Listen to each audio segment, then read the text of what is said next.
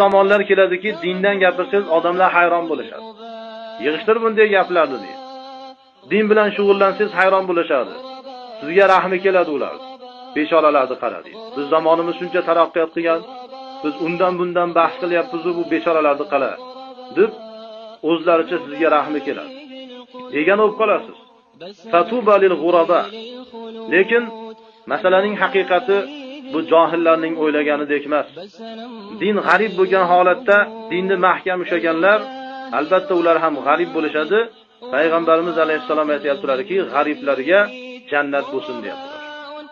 Shunday holatda dinni mahkam ushlagan kishilar, hech kimning muxolifatiga, aziyatiga qaramasdan Qur'on hadisni mahkam ushlagan kishilar, ular g'ariblardir.